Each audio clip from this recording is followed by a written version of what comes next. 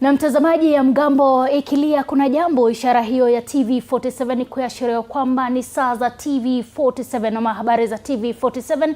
Hii leo tukiwa tumekuandalia mengi kwenye meza yetu ya habari, ukiwa nami Chichi Josephine Kariuki, mtafsiri kwenye lugha ya ishara anafahamika kama Catherine Simaloi. Karibu sana, ni kutaarifu kwa takriban dakika 30. Usafiri katika barabara ya Nahururu kuelekea Gilgil ulitatizika kwa zaidi ya saa moja baada ya wafuasi wa vyama vya UDA na DCP kuzua makabiliano makali katika eneo la Chokoreria. Karunga, polisi walifyatua risasi hewani kutawanya umati uliokuwa umezuia barabara, huku waandishi wa habari wakilazimika kukimbia kuokoa maisha yao baada ya kujikuta katikati ya vurugu hizo. Laban Muhinda anatufungulia ukurasa wa taarifa za leo.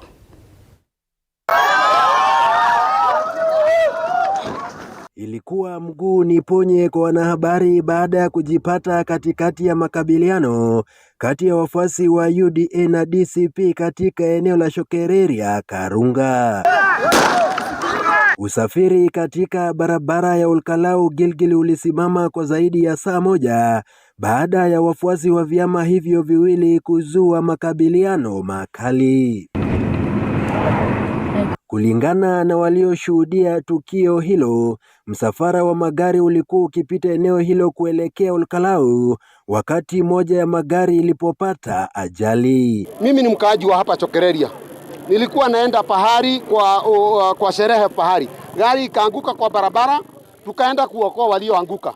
Kuenda kuokoa, tumepata mtu mwingine anapigwa hapo kando na sisi pia wakaanza kutupiga. Na wakazi walipojitokeza kutoa msaada, watu waliokuwa ndani ya gari hilo wakiwa wamejihami kwa marungu walishuka na kuzua taharuki iliyosababisha vurugu. Gari yao ilianguka na tulikuwa tumeenda kuwasaidia. Brother zote zilikuwa zimejaa kwa barabara, zilikuwa zimefunga hizo pesa.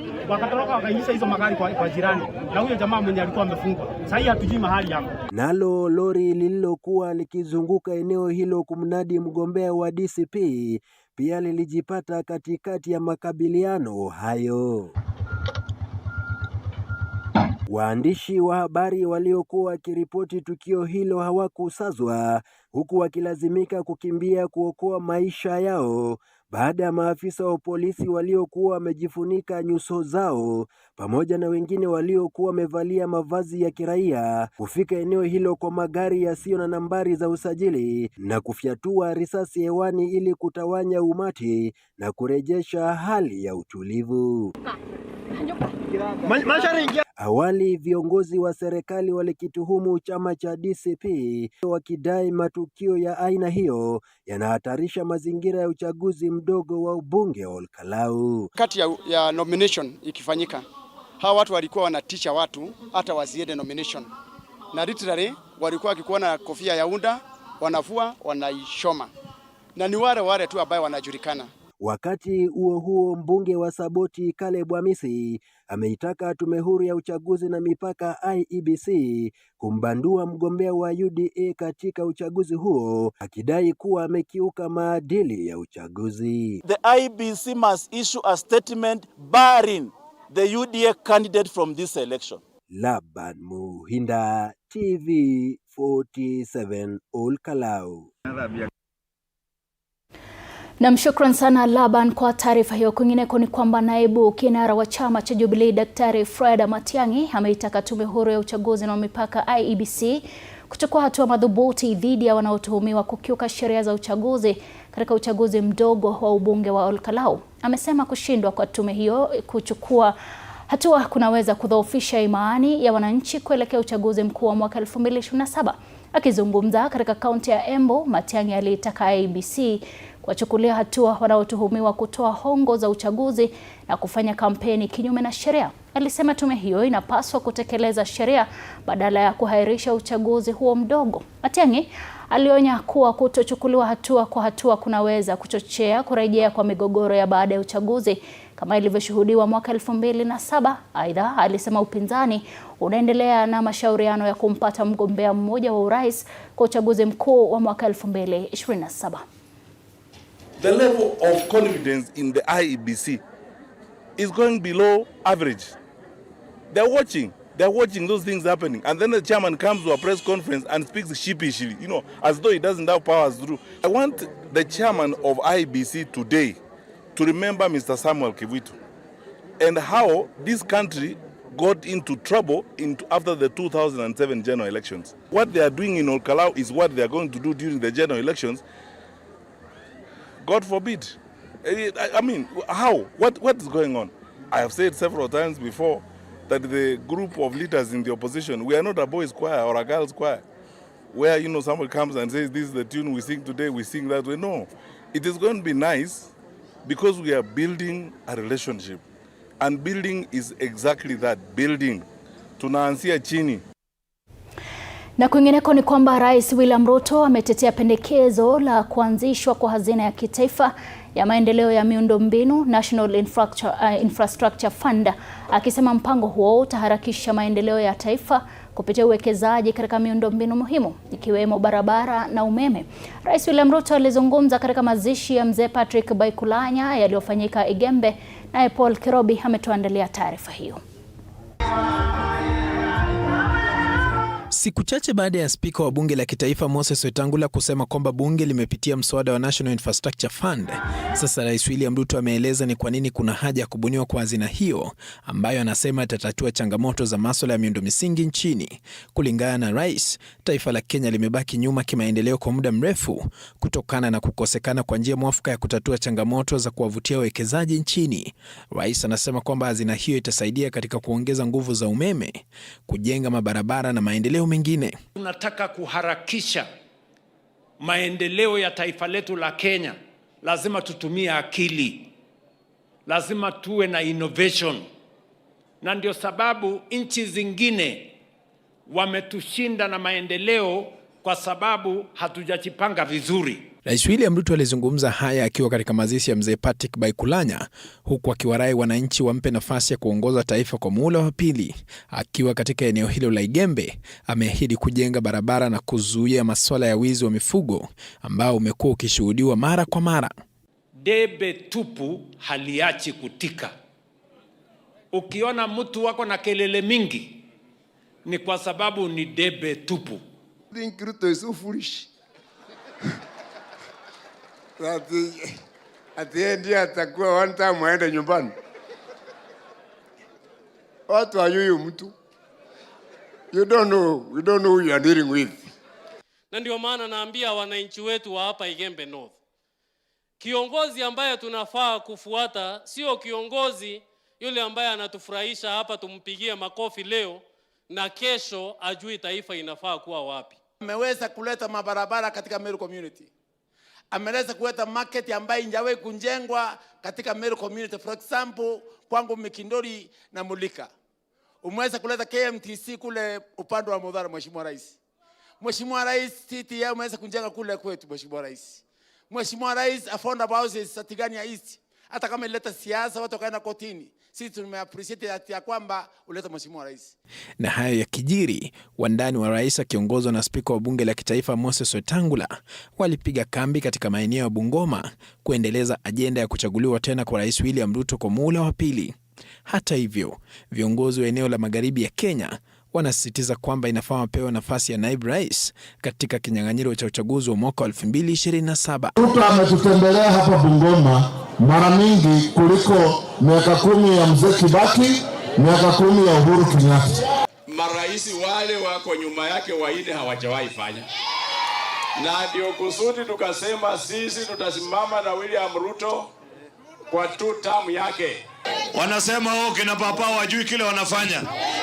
Sisi tumewaambia huyo mkabila ambaye tulifukuza sisi tunamjua kushinda wao. Ngome ya siasa eneo la magharibi ya Kenya inaendelea kuchacha, huku rais akishinikiza haja ya kuchaguliwa tena. Paul Kirobi, TV47. Shukran sana Paul Kirobi kwa taarifa hiyo. Kwingineko ni kwamba viongozi kutoka muungano wa Kenya Kwanza na upinzani wamekosoa matamshi aliyekuwa naibu wa rais Rigathi Gachagua kwamba vuguvugu la Linda Mwananchi lisifanye mikutano yake katika eneo bunge la Olkalau. Viongozi hao waliozungumza katika maeneo mbalimbali nchini wamemtaka Gachagua kuacha kuwatenganisha Wakenya kwa msingi ya kikabila, wakisisitiza kuwa kila Mkenya ana haki ya kufanya shughuli za kisiasa katika sehemu yoyote ya nchi. Apollo Kamau ana taarifa zaidi. Matamshi aliyekuwa naibu rais Rigathi Gachagua ya kupinga ziara ya viongozi wa vuguvugu la Linda Mwananchi katika eneo bunge la Olkalau yamezua hisia kali miongoni mwa viongozi wa Kenya Kwanza na upinzani. Akizungumza katika kaunti ya Homa Bay, gavana wa Murang'a Irungu Kang'ata, ambaye alikuwa ameonywa na Gachagua kutofanya mkutano wa Linda Mwananchi katika eneo hilo, amesema kuwa vuguvugu hilo litafanya mkutano wake mjini Nyahururu. Kang'ata, bila kumtaja Gachagua moja kwa moja, aliwataka viongozi kuepuka kugawa Wakenya kwa misingi ya ukabila. I believe in the motto that was said 100 years ago. One God, one aim, one destiny. We are one. And we should not allow politics to divide us. I know we are now fighting about 1 term, 2 term, but I can tell you, after 1 year, election next year, there will be no 2 term, 1 term. I think we should stand together against people like Gachagua who have said this country is balkanized into shareholders and non-shareholders, and putting certain communities and saying you're under siege, you're being fought, this is happening to you. We should all move together. 2 term. Viongozi wa Kenya Kwanza wakiongozwa na spika wa bunge la kitaifa Moses Wetangula wakizungumza katika kaunti za Bungoma na Kakamega walisema matamshi ya Gachagua yanakinzana na katiba ambayo inawapa Wakenya uhuru wa kutembea na kufanya shughuli za kisiasa katika maeneo yote ya nchi. Hatutaki ile upuzi tunaona kule maondi kwingine ya kusema watu hawana shares, sijui watu wanafanya nini. Kwa hivyo nisi tunataka tuungane.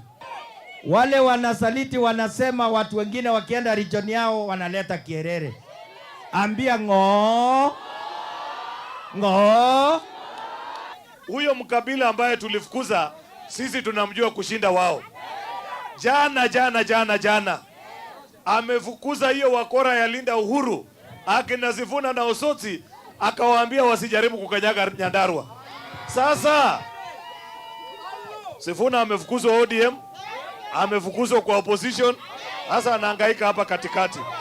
Mimi nimemwambia wewe hapana dharau huyu papa. Mbunge wa Saboti Caleb Amisi alipokuwa akimpigia debe mgombea wa kiti cha ubunge cha Olkalau Timothy Kamau, alikosoa matamshi ya Gachagua akisema yamepitwa na wakati na kwamba hakuna sababu ya kuwazuia viongozi wengine kuendesha shughuli za kisiasa katika eneo la Mlima Kenya. Mheshimiwa Rigathi also telling the Linda Mwananchi not to come here. I mean, you do not need to cordon off Central. Don't cordon off regions. Allow people to do rallies anywhere in the country. Do not try to cordon off a region. Kenya is beyond regionalism, is beyond ethnic mobilization. Kenya is beyond ethnic balkanization of the country.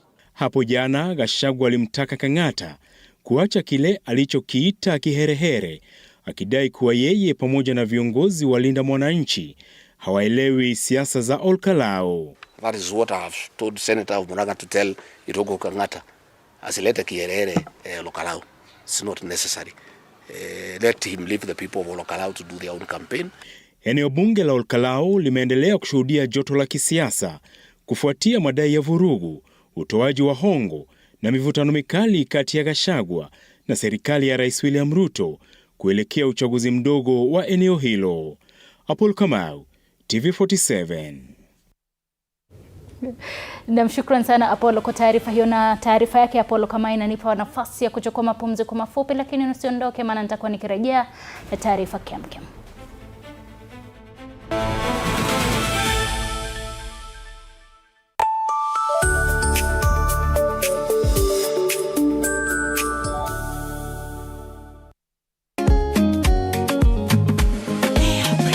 Mimi nasema ugali ya lea haikuangi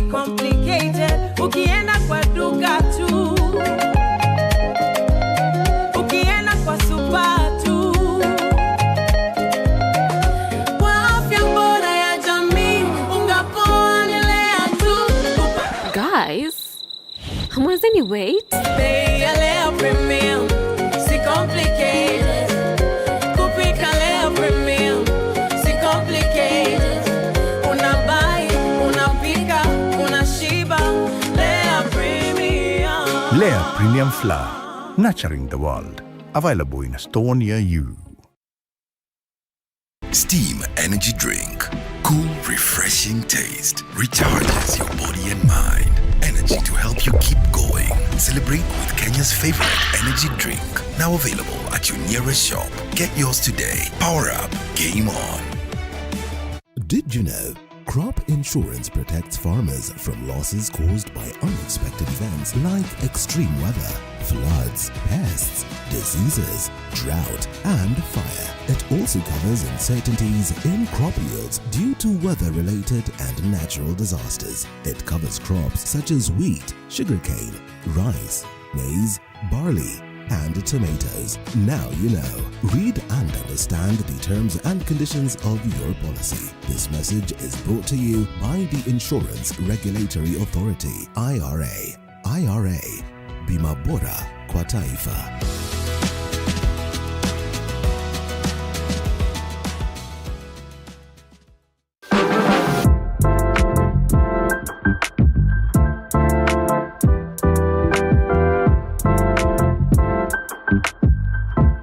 Linda Bomba, Linda Jamii.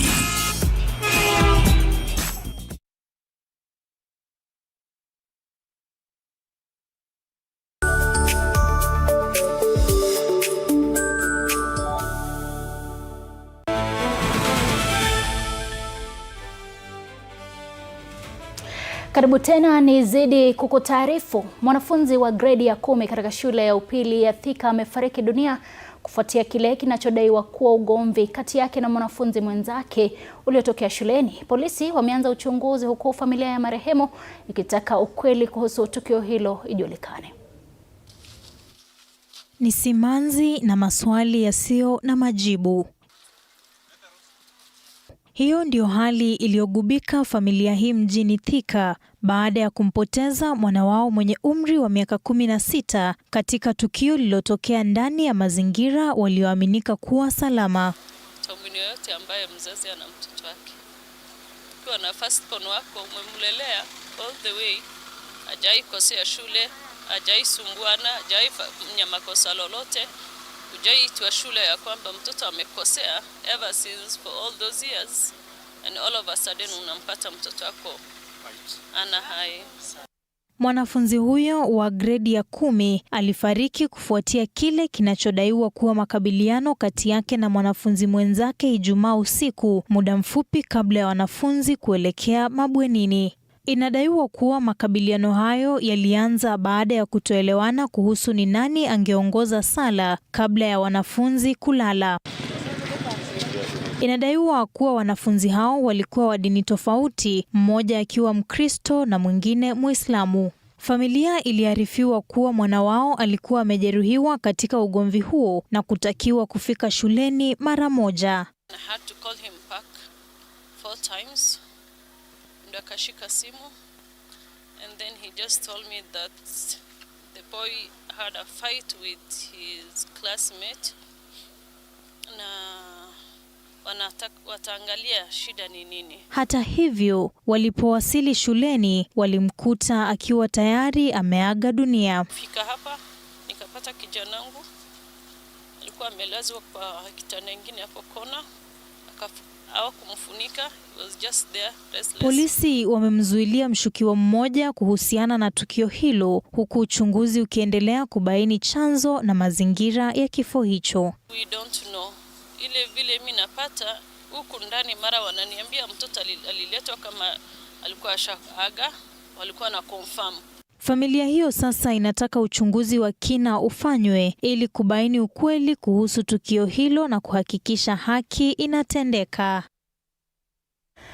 Na mshukran sana Locho. Kwa taarifa ya kwingineko ni kwamba Wizara ya Afya imewahimiza Wakenya kuacha kutumia dawa bila ushauri wa mhudumu wa afya, ikionya kuwa tabia hiyo inahatarisha afya na kuchangia kuongezeka kwa usugu wa vimelea dhidi ya dawa hizo.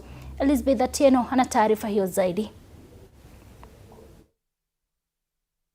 Wakenya 7 kati ya kila Wakenya 10 wanaougua hutumia dawa za kupunguza maumivu kiholela, hali ambayo imesababisha dawa hizo kupoteza uwezo wao katika kutibu magonjwa. Haya ni kwa mujibu wa ripoti ya taasisi ya utafiti wa kimatibabu nchini KEMRI. Mwaka 2019 pekee, Kenya ilipoteza watu 37,000 baada ya dawa kushindwa kutibu maambukizi kutokana na usugu wa viini dhidi ya dawa. 2019, it was estimated that close to 1.3 million deaths were directly attributable to the drug infections globally. Na sasa Wizara ya Afya imewaonya Wakenya dhidi ya kujitibu ili kudhibiti vifo hivyo. Please avoid self-medication. Antimicrobial resistance is real. Then the day you will really get unwell, it becomes a problem because the medication may not respond to the type of illness. Hali ya Wakenya kujitibu imechangiwa na uwezo wa kuagiza dawa kupitia mtandao. Hivyo basi, tarehe 1 Julai mwaka huu, Waziri wa Afya Aden Duale alitangaza mpango wa kupiga marufuku matumizi ya pikipiki za bodaboda kusambaza dawa. The Digital Health Agency and the Pharmacy and Poison Board are doing a pilot in the month of July, am I right? Yes.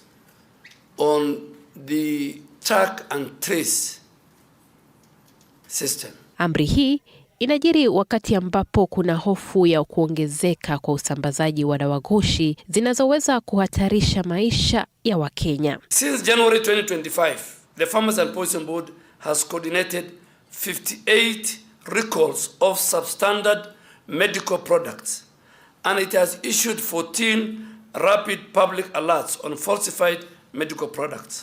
Taifa la Kenya limeorodheshwa katika nafasi ya 28 duniani kwa idadi ya vifo vinavyosababishwa na usugu wa viini dhidi ya dawa, yani antimicrobial resistance. On the issue of prescribing and buying medication at the pharmacy, I would love to ask Kenyans to stop that habit. It is actually a disease on itself. Baadhi ya magonjwa yanayozidi kuwa sugu dhidi ya dawa ni pamoja na pneumonia, mafua, homa ya matumbo na malaria. Elizabeth Atieno, TV47, Nairobi. Na mtazamaji, wakazi wa Mukuru Sinai wamepata huduma za msaada wa kisheria kupitia kliniki maalum iliyoandaliwa na Chuo Kikuu cha Mount Kenya kwa ushirikiano na African Women Global Network. Mpango huo umewapa fursa ya kujifunza kuhusu haki zao za kisheria na namna ya kuzidai. Susan Locho anaarifu. Kwa wengi wanaoishi Mukuru Sinai, safari ya kutafuta haki mara nyingi huanza kwa maswali mengi kuliko majibu. Lakini leo majibu hayo yamewafikia walipo. Wanafunzi wa sheria katika Chuo Kikuu cha Mount Kenya kwa ushirikiano na shirika la African Women Global Network walitembea katika mitaa ya eneo hili wakisikiza simulizi za wakazi na kuwafikia wale wanaohitaji msaada wa kisheria. We have realized that the community here is lacking the adequate information, the adequate legal information to assist them with their cases.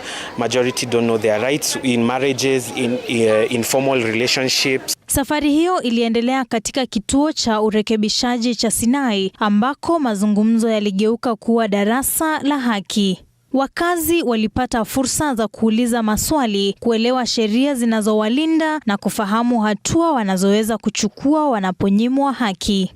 So we deal with GBV matters, sexual abuse. We also deal with succession matters. We deal with landlord issues. Because those are the issues that you mostly find in Mukuru. Katika mazungumzo hayo ilibainika kuwa wengi bado hawajui haki zao za msingi. Wanawake wanaoishi katika ndoa zisizotambuliwa kisheria ni miongoni mwa wanaokumbwa na changamoto zinazowafanya washindwe kupata haki na ulinzi wanaostahili. We've also spoken to a lot of widows who are facing abuse not only from the families but also from the communities. And so these issues are so pertinent. And another thing I have noted is that the community really needs the help of counselors. Kwa wakazi, kliniki hii haikuwa tu mahali pa kupata ushauri wa sheria, bali ilikuwa mwanzo wa kuelewa kwamba haki inaweza kupatikana pale mtu anapofahamu anachostahili na mahali pa kuanzia. Na wamama tumesaidika sana, cause wamama kwa community tunakuanga tumefinyiliwa, wengine tunaogopa kuongea, but hapa nimepatana na mawakili na counselors ambao wamenisaidia. Ilikuwa fursa ya kushuhudia hali halisi ya maisha ya jamii, kusikiliza changamoto za wananchi na kutumia taaluma yao kusaidia kutafuta suluhisho. Today they've done fantastic, especially because the weather changed, it started raining. They adapted very quickly, and they've had, from their feedback, they have had an excellent time in terms of even learning. It exposes us to what happens on the ground. You know, in school we learn various theories, various laws, but now when we come to the ground, we get to understand what people are facing. Hapa Mukuru Sinai, kunyamaza kwa wengi hutokana na kutojua haki zao. Lakini leo wanafunzi wa sheria wa chuo kikuu cha MKU wanabadilisha simulizi hiyo, kwani wanawapa mawaidha ya kisheria na ujasiri wa kutafuta haki. Susan Locho, TV47, Mukuru Sinai, Nairobi.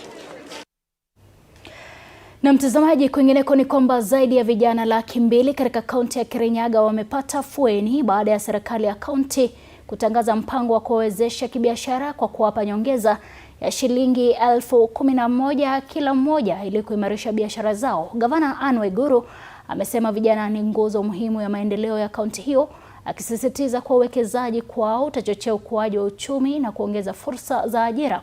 Waiguru amesema mpango huo unalenga kuwajengea vijana uwezo wa kujitegemea kupitia ujasiriamali na kukuza biashara ndogo ndogo. Serikali hatua hiyo kunradhi inajiri wakati ambapo serikali inaendelea kutekeleza mpango wa Nyota unaolenga kuwawezesha vijana kote nchini kupitia ujasiriamali. Siku zile kweli si kweli. Hiyo ndio kitu ya kwanza. Wapi kelele Waiguru? Tuko na pesa tumeweka Kirinyaga County ya kufanya hii kazi, na tutaendeleza zaidi ya wale wako kwa Nyota.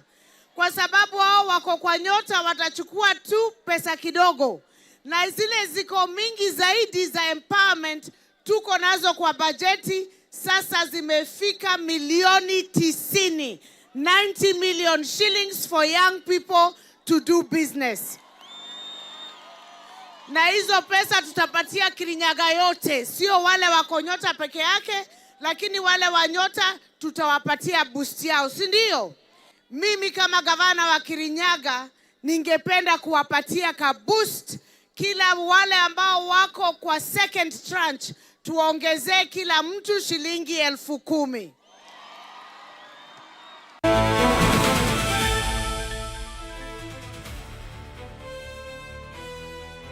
Na kwenye meza ya spoti sasa ni kwamba timu ya taifa ya soka ya wasichana walio chini ya umri wa miaka 17 Junior Starlets imekamilisha maandalizi yake ya mwisho mapema leo na kuelekea mechi ya marudiano ya kufuzu kwa kombe la dunia la FIFA la mwaka 2026 dhidi ya Botswana ya Afrika Kusini itakayocheza kesho katika uwanja wa Nyayo.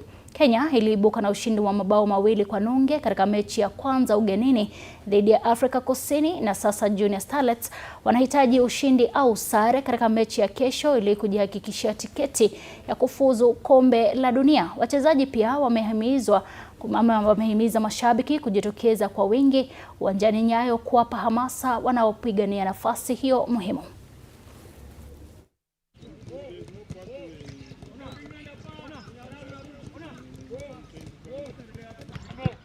Our aim is to go to that game with seriousness, no underration, despite we won away. Na kuna rahisi. So we are going there with a serious fighting spirit, and I'm sure we are going to get there as winners. First, it a change life yangu kama huko kwenatoka. Huko home si kuzuri, wengi wananitegemea mimi. Na Uhispania ilitinga nusu finali baada ya kuilaza Ubelgiji mabao 2-1 jana usiku katika mechi ya robo finali iliyochezwa jijini Los Angeles, Marekani. Mabao ya Uhispania yalifungwa na Fabian Ruiz pamoja na Mikel Merino, huko Charles de Ketelaere akifungia Ubelgiji mabao lake pekee. Kwa ushindi huo, Uhispania sasa itachuana na Ufaransa katika mechi ya nusu finali siku ya Jumanne, nayo England itamenyana na Norway baadaye leo katika robo finali nyingine.